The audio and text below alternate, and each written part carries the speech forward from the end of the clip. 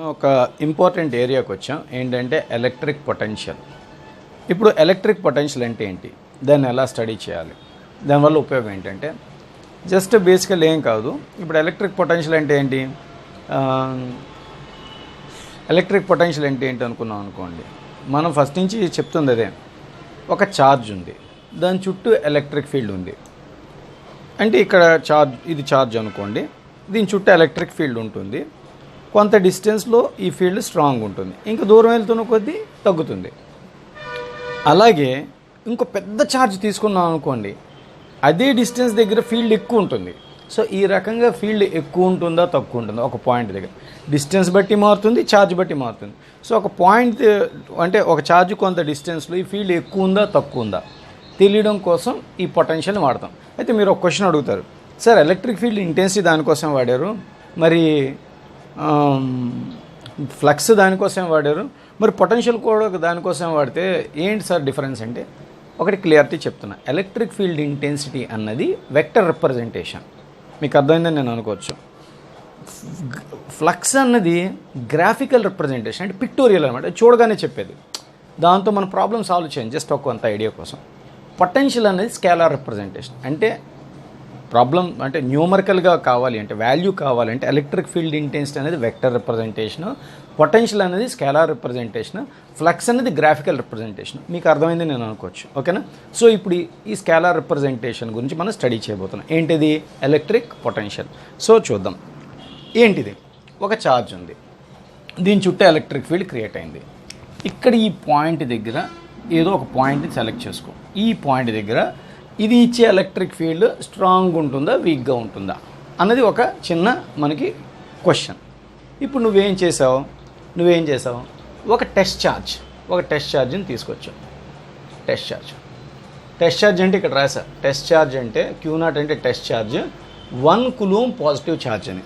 యూనివర్సల్గా అలాగే తీసుకోండి, నెగిటివ్ ఛార్జ్ని తీసుకోకూడదు. 1 కూలూమ్ అంటే పెద్దది కానీ, బట్ ఓకే 1 కూలూమ్ ఛార్జ్ అనుకోండి. ఎందుకంటే ఎక్స్ప్లెనేషన్ పాయింట్ ఆఫ్ వ్యూలో, ప్రాబ్లమ్ సాల్వ్ పాయింట్ ఆఫ్ వ్యూలో అది కంఫర్టబుల్గా ఉంటుంది కాబట్టి దాన్ని తీసుకోండి.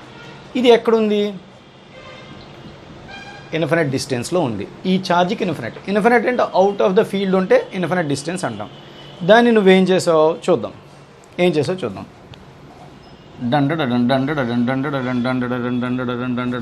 ఈ పాయింట్కి తీసుకొచ్చావు. ఈ పాయింట్కి నువ్వు తీసుకొచ్చావు. అరే ఈ పాయింట్కి నువ్వు తీసుకొచ్చినప్పుడు రిపల్షన్ ఉంటుందా ఉండదా? ఈ రిపల్షన్కి ఎగెనెస్ట్గా నువ్వు తీసుకొచ్చావు, అవునా కాదా? ఇక్కడి నుంచి ఇక్కడికి తీసుకొచ్చావు. ఎక్కడికి, R డిస్టెన్స్కి తీసుకొచ్చావు, ఓకేనా. ఇన్ఫినిట్ నుంచి R1 is equals to infinite నుంచి R2 is equals to R అని, అంటే ఈ ఛార్జ్కి R డిస్టెన్స్లోకి తీసుకొచ్చావు, ఓకేనా. సో అయితే ఇక్కడ ప్రాబ్లం ఏంటంటే ఇలా R డిస్టెన్స్కి తీసుకురావడానికి ఇలా తీసుకొచ్చేటప్పుడు ఎలక్ట్రోస్టాటిక్ ఫోర్స్ కదా, దీనికి ఎగెనెస్ట్గా నువ్వు ఇటు తీసుకురావాల్సి వస్తుంటుంది, అవునా కదా. నువ్వు దీనికి ఎగెనెస్ట్గా ఇటువైపు తీసుకొచ్చావు కాబట్టి దీనికి ఎగెనెస్ట్గా ఇటువైపు తీసుకొచ్చేటప్పుడు నువ్వు కొంత వర్క్ చేయాల్సి వస్తుంది. ఈ చేసే వర్క్, ఇది స్ట్రాంగ్ ఫీల్డ్ అనుకోండి, ఈ పాయింట్ దగ్గర ఇది స్ట్రాంగ్ ఫీల్డ్ అనుకోండి, దీనివల్ల వచ్చే ఫీల్డ్ స్ట్రాంగ్ అనుకోండి, ఇది ఇచ్చే రిపల్షన్ కూడా స్ట్రాంగ్ ఉంటుంది. కాబట్టి నువ్వు తీసుకొచ్చేటప్పుడు చేయాల్సిన వర్క్ ఎక్కువ ఉంటుంది, అర్థమవుతుందా. అలా కాకుండా ఇది వీక్ ఫీల్డ్ అనుకోండి, ఈ పాయింట్ దగ్గర వీక్ ఫీల్డ్ అనుకోండి, ఫోర్స్ తక్కువ ఉంటుంది, కాబట్టి నువ్వు చేయాల్సిన వర్క్ తక్కువ ఉంటుంది. మీకు అర్థమైంది అనుకుంటున్నా. సో ఈ రకంగా నువ్వు వర్క్ డన్ని నువ్వు అంటే ఒక టెస్ట్ ఛార్జ్ని తీసుకొచ్చేటప్పుడు చేసే వర్క్ని దాని పొటెన్షియల్ అంటాం. సో సపోజ్ ఫర్ ఎగ్జాంపుల్ దీన్ని ఎలా అర్థం చేసుకోవాలంటే, బాక్సింగ్ అవుతుంది అనుకోండి. మైక్ టైసన్ అని ఒక బాక్సర్ ఉండేవాడు, వాడు చాలా ఫేమస్, అంటే నాకు చాలా ఇష్టం ఒరిజినల్గా. కాకపోతే అతను కొన్ని బ్యాడ్ క్వాలిటీస్ ఉన్నాయి, కొన్ని ప్రాబ్లం ఉన్నాయి, టెక్నికల్ ప్రాబ్లం మీకు తెలియదే ఉంది. అయితే వాడికి ఎన్ని టెక్నికల్ ప్రాబ్లమ్స్ ఉన్నా క్లాసిక్ బెస్ట్ బాక్సర్ అనమాట. అప్పట్లో ఏంటంటే టైసన్ అన్నోడు ఒక రెఫరెన్స్. మైక్ టైసన్తో ఎవరైనా బాక్సింగ్కి వచ్చారనుకోండి, ఫస్ట్ రౌండ్లో జనరల్గా వాళ్ళందరూ ఫస్ట్ రౌండ్లో ఎగిరిపోతుంటారనమాట. ఎవడైనా 4th రౌండ్ వరకు ఉండగలిగితే లేదా 6th రౌండ్ వరకు ఉండగలిగితే వాడు పెద్ద బాక్సర్ అన్నట్టు. అర్థమవుతుందా? సో అంటే ఈ టైసన్కి ఎగెనెస్ట్గా ఎక్కువ వర్క్ చేయగలిగితే వాడు స్ట్రాంగ్. టైసన్కి ఎగెనెస్ట్గా తక్కువ వర్క్ చేస్తే యువతలు వీక్ అనమాట. ఆ రకంగా. ఓకేనా? సో ఇక్కడ ఏంటంటే ఈ టైసన్ అన్న టెస్ట్ ఛార్జ్లు అంటాడు యువతలు ఉండే సో ఈ రకంగా ఈ టెస్ట్ ఛార్జ్ని ఇక్కడ తీసుకొచ్చేటప్పుడు ఎక్కువ వర్క్ చేస్తుంటే స్ట్రాంగ్ ఫీల్డ్ అని, తక్కువ వర్క్ చేస్తే వీక్ ఫీల్డ్ అని మనం చెప్పుకోవచ్చు. మీకు పాయింట్ అర్థమైందని నేను అనుకోవచ్చా? సో అది విషయం. So electric potential at a point అంటే ఇక్కడ ఎలక్ట్రిక్ ఫీల్డ్ ఎలా ఉంది అని తెలియాలంటే is defined as work done to carry unit positive charge from infinity to a point. అంటే ఇన్ఫినిటీ నుంచి ఇక్కడ తీసుకొచ్చేటప్పుడు నువ్వు ఎక్కువ వర్క్ చేస్తే ఇది స్ట్రాంగ్ ఫీల్డ్ అన్నట్టు, తక్కువ వర్క్ చేస్తే వీక్ ఫీల్డ్ అన్నట్టు. ఎందుకు? నువ్వు తీసుకొచ్చేటప్పుడు ఇది స్ట్రాంగ్ ఫీల్డ్ అనుకోండి, ఫోర్స్ ఎక్కువ వస్తుంది, వర్క్ ఎక్కువ ఉంటుంది.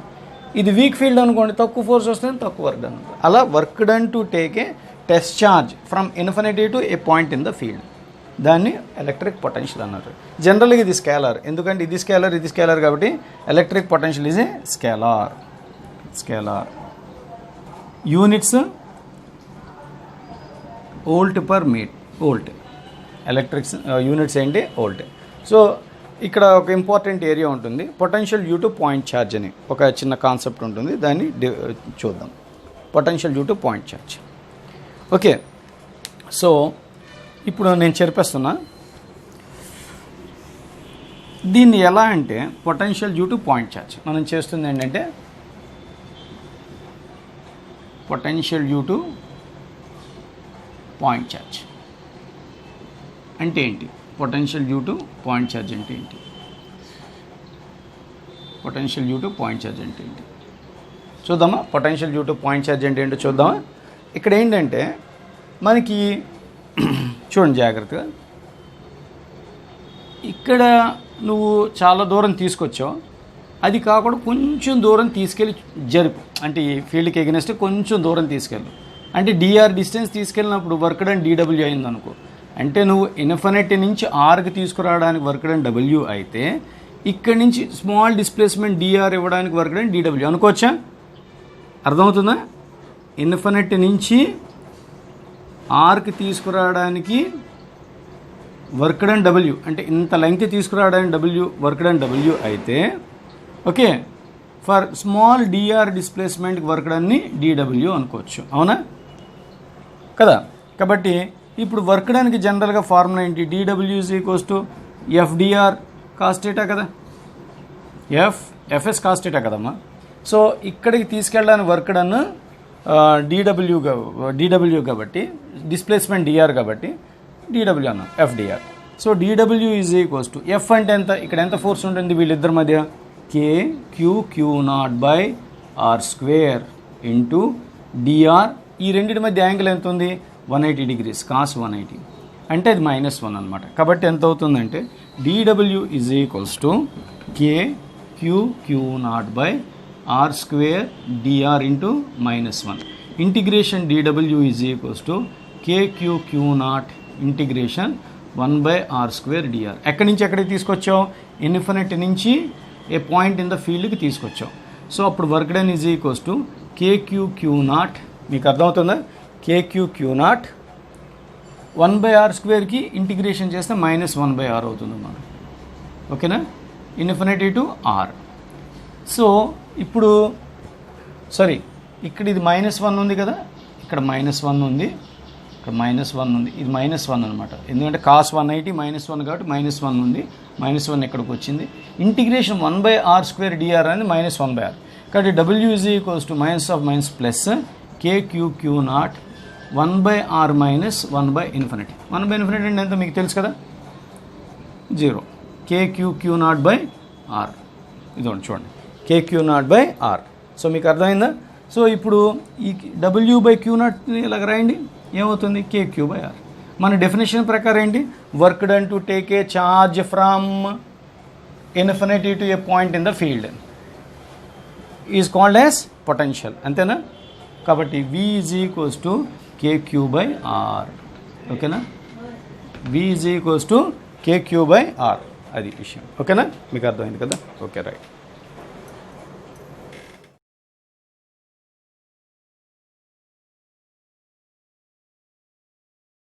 ఇప్పుడు మనం ఏం చేసాం ఇందాక, ఒక పాయింట్ ఛార్జ్ తీసుకొని దాని చుట్టూ ఎలక్ట్రిక్ ఫీల్డ్ ఉంటే దాని పొటెన్షియల్ ఎంత ఉంటుంది అని ఫైండ్ అవుట్ చేసాం, అంతేనా? సో ఇప్పుడు మనం ఇది కన్క్లూజన్ అనమాట. అంటే ఒక పాజిటివ్ ఛార్జ్ ఉందనుకోండి, దానికి R డిస్టెన్స్లో ఉండే పొటెన్షియల్ ఎంత అవుతుందంటే KQ/R, అర్థమవుతుందా?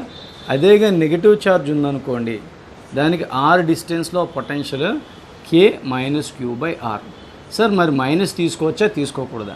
ఎలక్ట్రిక్ ఫీల్డ్ ఇంటెన్సిటీకి ఫోర్స్కి మైనస్ తీసుకోము, పొటెన్షియల్కి ఎనర్జీకి మైనస్ తీసుకుంటాము. ఓకేనా, దీనికి డైరెక్షన్ పాడు ఉండదు, సింపుల్ స్కేలార్ అనమాట. సో ఇప్పుడు దీన్ని బట్టి మనం చేయాల్సింది ఏంటంటే ఒక చిన్న కాన్సెప్ట్ ఉంది. ఇప్పుడు చాలా ఇంపార్టెంట్ పాయింట్ చెప్తా చూడండి. Electric potential at mid point, potential at mid point.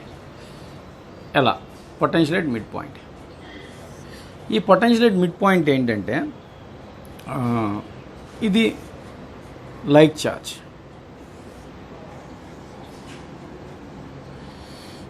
Mid point R/2. ఓకేనా, దీని పొటెన్షియల్ మనం ఫైండ్ అవుట్ చేయాలి. ఇప్పుడు ఇక్కడ మనం ఫైండ్ అవుట్ చేస్తున్నాం పాయింట్ P, మన పాయింట్ ఆఫ్ ఇంట్రెస్ట్ ఇక్కడ ఉందన్నమాట. ఈ ఛార్జ్ ఈ డిస్టెన్స్ Q1 ఎంత డిస్టెన్స్? R/2 distance. దీనికి పొటెన్షియల్ ఎంత? V1 = KQ/R/2. ఓకేనా, తర్వాత ఇది ఈ ఛార్జ్ ఉంది, ఎంత డిస్టెన్స్లో ఉంది చూడండి, మన పాయింట్ ఆఫ్ ఇంట్రెస్ట్ దానివల్ల వచ్చేది R/2 డిస్టెన్స్, Q2 ఛార్జ్. కాబట్టి V2 ఎంత వస్తుందంటే V2 = KQ2/R/2. సో ఈ రెండు స్కేలర్సే కాబట్టి, అంటే దీనివల్ల వచ్చే పొటెన్షియల్ కలిపి ఇక్కడ కట్టడం. ఇక్కడ డైరెక్షన్ అది మనకు అవసరం లేదు కాబట్టి ఇక్కడ సింపుల్గా మనం రాయాల్సి వస్తే, ఓకేనా, దీనివల్ల వచ్చే పొటెన్షియల్ V1 = KQ1 ఇదిగోండి ఇక్కడ KQ1/R/2. ఓకే, దీనివల్ల వచ్చే పొటెన్షియల్ ఎంత అవుతుంది? V2 = KQ2/R/2. ఈ రకంగా టోటల్ పొటెన్షియల్ ఎంత అవుతుంది? V = V1 + V2, అంటే KR/2, కామన్ ఫ్యాక్టర్ తెస్తే Q1 + Q2. మీకు అర్థమైందని అనుకోవచ్చా? సో అలాగే potential at mid point like charges అయితే ఫైండ్ అవుట్ చేస్తాం. అదే కానీ అన్లైక్ ఛార్జెస్ అయితే అనుకోండి, ఇక్కడ అన్లైక్ ఛార్జ్ అనుకోండి -Q1 + Q2, -Q1 + Q2, R/2. ఓకేనా, సో ఇక్కడ పొటెన్షియల్ ఎంత ఉంటుంది? దీనివల్ల పొటెన్షియల్ ఎంత వస్తుంది, దీనివల్ల పొటెన్షియల్ ఎంత వస్తుంది అనుకుంటే, సో V1 వల్ల వచ్చే పొటెన్షియల్ ఎంత ఉంది? మన పాయింట్ ఆఫ్ ఇంట్రెస్ట్ ఇక్కడ తీసుకున్నాం అనుకోండి, K-Q1/R/2. V2 = KQ2/R/2. So total potential ఎంత అవుతుంది? V = V1 + V2. V = KR/2, Q1 - Q, అంటే -Q1 + Q2, అంటే Q2 - Q1 అలా. ఓకే, అన్లైక్ ఛార్జెస్కి అయితే సబ్ట్రాక్షన్ అవుతుంది, లైక్ ఛార్జెస్కి అయితే సపోజ్ ఫర్ ఎగ్జాంపుల్ ఇది ప్లస్ ఇది మైనస్ అనుకోండి, అప్పుడేమవుతుంది? ఇది +Q1 అవుతుంది, ఇది -Q2 అవుతుంది. అప్పుడు టోటల్ పొటెన్షియల్ ఎంత అవుతుంది? Q1 - Q2 అవుతుంది అలా. ఓకేనా, ఇది చాలా ఈజీగా ఉంది కదా. సో పొటెన్షియల్ అనేది చాలా ఈజీ. సో ఇక్కడ ఒక ఇంపార్టెంట్ పాయింట్ చూసుకున్నాం, జీరో పొటెన్షియల్ పాయింట్ అనేది స్టడీ చేద్దాం. Zero potential point. ఓకేనా, మనం ఏం స్టడీ చేయబోతున్నాం? Zero potential point. సో ఇది మిడ్ పాయింట్ దగ్గర పొటెన్షియల్ ఎలా ఫైండ్ అవుట్ చేస్తాం? లైక్ ఛార్జెస్ అయితే ఇలాగా, అన్లైక్ ఛార్జెస్ అయితే ఇలాగా. సో జీరో పొటెన్షియల్ పాయింట్ అన్నది అన్లైక్ ఛార్జెస్కి ఎగ్జిస్ట్ అవుతుంది కానీ లైక్ ఛార్జెస్కి ఎగ్జిస్ట్ అవ్వదు. ఎందుకంటే లైక్ ఛార్జెస్ అయితే ప్లస్ అవుతుంది కదా, అది జీరో అవ్వడానికి ఛాన్స్ లేదు. అన్లైక్ ఛార్జెస్ అయితేనే జీరో పొటెన్షియల్ పాయింట్ అవుతుంది కాబట్టి లైక్ ఛార్జెస్కి జీరో పొటెన్షియల్ పాయింట్ ఎగ్జిస్ట్ అవ్వదు. కాబట్టి ఇక్కడ అన్లైక్ ఛార్జ్ తీసుకోండి, -Q1 + Q2 తీసుకోండి. ఓకేనా, దీనికి X డిస్టెన్స్లో జీరో పొటెన్షియల్ పాయింట్ ఎగ్జిస్ట్ అయింది అనుకోండి. ఓకేనా, X డిస్టెన్స్లో జీరో పొటెన్షియల్ పాయింట్ ఎగ్జిస్ట్ అయింది అనుకోండి. ఈ డిస్టెన్స్ R అయితే ఇది R - X కదా. సో ఇప్పుడు మనం ఈ -Q1 వల్ల వచ్చే పొటెన్షియల్ ఎంత అవుతుంది? V1 = K - Q1/X. V2 ఎంత అవుతుంది? K Q2/R - X. మీకు అర్థమైందా? K - Q1/X, K V2 K Q2 by R minus X. So total potential ఎంత అవుతుంది? V1 ప్లస్ V2 అంటే V is equals to K by K minus Q1 by X plus Q2 by R minus X. So ఇది zero potential point అని మనం అనుకున్నాం కాబట్టి X అనే distance దగ్గర జీరో పొటెన్షియల్ పాయింట్ అనుకున్నాం కాబట్టి zero is equals to K minus Q1 by X plus Q2 by R minus X. కాబట్టి ఇది ఎంత అవుతుందంటే జీరో కాబట్టి minus Q1 by X is equals to minus Q1 plus Q2 by R minus X is equals to zero అంటే Q1 by X is equals to Q2 by R minus X. ఓకేనా? So ఇప్పుడు ఎంత అవుతుందంటే R minus X by X is equals to Q2 by Q1. So ఇక్కడ ఎంత అవుతుందంటే R by X minus 1 is equals to Q2 by Q1. R by X is equals to Q2 by Q1 plus 1. కాబట్టి ఇక్కడ X కావాలి అంటే మనకి ఎంత వస్తుందంటే జీరో పొటెన్షియల్ పాయింట్ ఈ X వాల్యూ ఎంత ఉంటుందంటే R by Q2 by Q1 plus 1. ఓకేనా? జీరో పొటెన్షియల్ పాయింట్ ఫార్ములా ఏంటి? R by total distance by Q2 by Q1 plus 1. ఈ న్యూట్రల్ జీరో పొటెన్షియల్ పాయింట్ అన్నది Q1 నుంచి, అది గుర్తుపెట్టుకోండి. మనం ఇది కట్టింది ఎక్కడిది? Q1 నుంచి. మరి Q2 నుంచి కావాలంటే ఇది కట్టి టోటల్ డిస్టెన్స్లోంచి సబ్ట్రాక్ట్ చేయండి. ఇది కట్టి అంటే జీరో పొటెన్షియల్ పాయింట్ Q1 నుంచి X డిస్టెన్స్ అయితే టోటల్లోంచి సబ్ట్రాక్ట్ చేస్తే జీరో పొటెన్షియల్ పాయింట్ Q2 వచ్చేస్తుంది కదా, అలా చేయాలన్నమాట. ఓకేనా? నేనేం చెప్తున్నానంటే జాగ్రత్తగా వినండి, నోట్స్ రాసుకోండి. ఓకేనా? రోల్ చేయొద్దు, అంత ప్యాషన్ మనకొద్దు.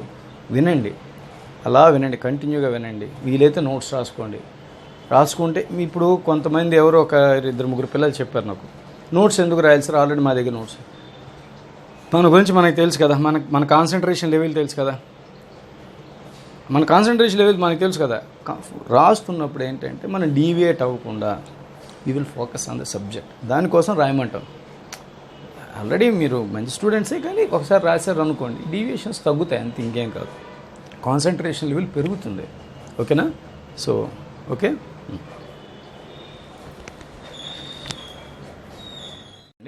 సపోజ్ ఇక్కడ -2 microcoulomb 8 microcoulomb are separated by 20 centimetre, right? Find the distance of neutral point from 2 microcoulomb. అంటే జీరో పొటెన్షియల్ పాయింట్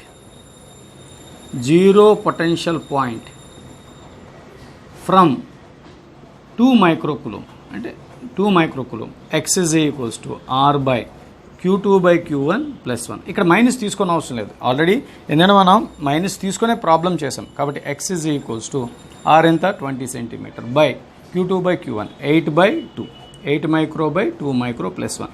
ఆల్రెడీ మనం మైనస్ తీసుకునే డెరివేషన్ చేసాం కాబట్టి ఇక్కడ మళ్ళీ మైనస్ తీసుకోవద్దు, అందుకోసం చెప్పాను అనమాట.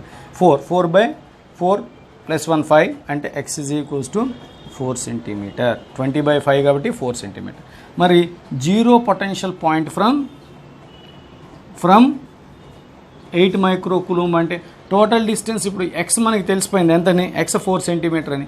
మరి ఫ్రమ్ 8 మైక్రోకూలంబ్ అంటే ఇది 20 మైనస్ X కదా, that is equals to 20 minus X. X value ఎంత అయింది? 4 సెంటీమీటర్. కాబట్టి ఇలా మనం క్వశ్చన్ 8 మైక్రోకూలంబ్ నుంచి జీరో పొటెన్షియల్ పాయింట్ అడిగినా, 2 మైక్రోకూలంబ్ నుంచి జీరో పొటెన్షియల్ పాయింట్ అడిగినా తక్కువ ఛార్జ్ ఉండేదాని నుంచి ఫైండ్ అవుట్ చేసేయండి. వచ్చిన తర్వాత టోటల్ డిస్టెన్స్లోంచి ఈ డిస్టెన్స్ తీసేస్తే ఈ ఛార్జ్ నుంచి జీరో పొటెన్షియల్ పాయింట్ తెలుస్తుంది. That is equals to 16 centimetre. ఈ రకంగా చేసుకుంటే మీకు కంఫర్టబుల్గా ఉంటుంది. ఓకేనా? సో ఇంకొక ఇంట్రెస్టింగ్ పాయింట్, ఇంపార్టెంట్ పాయింట్ చెప్తాను, జాగ్రత్త వినండి. ఇప్పుడు 2 పాయింట్ ఛార్జెస్ ఉండేటప్పుడు ఎలక్ట్రిక్ ఫీల్డ్ గురించి, పొటెన్షియల్ గురించి ఒక కామన్ డిస్కషన్ చేద్దాం. ఇప్పుడు ఇది లైక్ ఛార్జ్ అనుకో, Q1 Q2 like charge, equal charge తీసుకుందాం, QA తీసుకుందాం. మిడ్ పాయింట్ దగ్గర ఎలక్ట్రిక్ ఫీల్డ్ ఇంటెన్సిటీ ఎంత వస్తుందంటే, మిడ్ పాయింట్ దగ్గర ఇది 1 ఇది 2 అనుకుంటే దీనివల్ల వచ్చే ఎలక్ట్రిక్ R/2 మిడ్ పాయింట్ అన్నాం కదా, R/2. ఓకేనా? సో దీనివల్ల వచ్చే ఎలక్ట్రిక్ ఫీల్డ్ ఇంటెన్సిటీ E1 అనుకుంటే KQ/R/2 హోల్ స్క్వేర్. దీనివల్ల వచ్చే ఎలక్ట్రిక్ ఫీల్డ్ పాజిటివ్ ఛార్జెస్ కదా, E2 అనుకుంటే ఓకే. ఈ E2 ఎంత అవుతుంది, E1 is equals to KQ/R/2 whole square. Okay, E2 is equals to like charges కదా, R/2 హోల్ స్క్వేర్. ఈ రెండు ఈక్వల్ అండ్ ఆపోజిట్ ఉన్నాయి కాబట్టి ఈ నెట్ ఈజ్ ఈక్వల్స్ టు ఇది I, ఇది మైనస్ I, అవునా, మైనస్ I కాబట్టి E1 bar plus E2 bar, ఇది వెక్టర్ సమ్ కాబట్టి అక్కడ ఏమవుతుంది, 0 అవుతుంది. ఈ రెండు ఈక్వల్ అండ్ ఆపోజిట్ కాబట్టి. అయితే ఈ లైక్ ఛార్జెస్కి 0 పొటెన్షియల్ కట్టామనుకోండి మిడ్ పాయింట్ దగ్గర, లైక్ ఛార్జెస్ ఇక్కడ పొటెన్షియల్ కట్టామనుకోండి, ఇక్కడ ఏమవుతుంది, ఇది R/2, ఇది R/2. ఈ పాయింట్ ఆఫ్ ఇంట్రెస్ట్ దగ్గర మనం పొటెన్షియల్ కట్టామనుకోండి, దీనివల్ల వచ్చే potential V1 is equals to KQ/R/2, V2 is equals to KQ/R/2. So ఇది స్కేలార్ కాబట్టి total potential V is equals to V1 plus V2. వీటికి డైరెక్షన్ పాడు ఉండదు, సింపుల్గా ఎడిషన్ చేస్తే సరిపోతుంది. కాబట్టి KQ/R/2, KQ/R/2. ఇక్కడ నేను చెప్పాలనుకునేది ఏంటంటే ఇక్కడ ఎలక్ట్రిక్ ఫీల్డ్ ఇంటెన్సిటీ 0 అయింది మిడ్ పాయింట్ దగ్గర.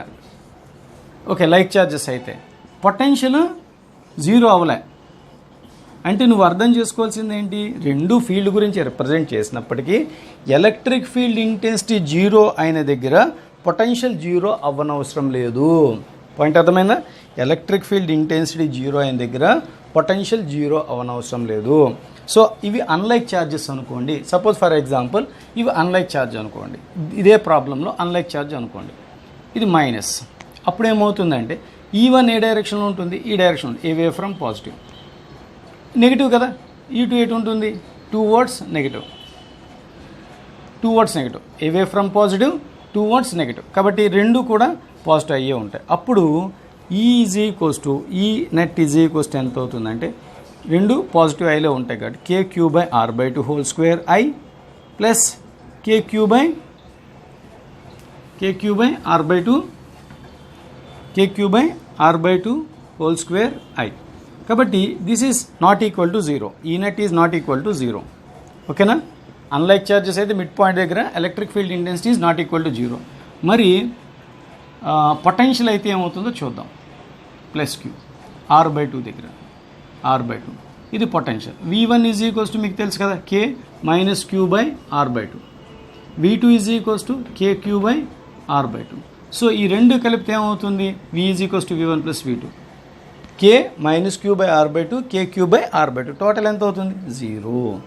అంటే ఇక్కడ పాయింట్ ఏంటంటే అన్లైక్ ఛార్జెస్కి మిడ్ పాయింట్ దగ్గర అన్లైక్ ఈక్వల్ ఛార్జెస్కి మిడ్ పాయింట్ దగ్గర electric field intensity 0, potential 0, electric field intensity 0 కదా. అంటే పొటెన్షియల్ 0 అయిన దగ్గర ఎలక్ట్రిక్ ఫీల్డ్ ఇంటెన్సిటీ 0 అవనవసరం లేదు, ఎలక్ట్రిక్ ఫీల్డ్ ఇంటెన్సిటీ 0 అయిన దగ్గర పొటెన్షియల్ 0 అవనవసరం లేదు. పాయింట్ అర్థమైందా? ఈ రకంగా ఈ స్టేట్మెంట్ గుర్తుపెట్టుకోండి. E0 అయిన దగ్గర V0 అవనవసరం లేదు, V0 అయిన దగ్గర E0 అవనవసరం లేదు. ఓకేనా? సో మీకు అర్థమైంది కొంత కాన్సెప్ట్.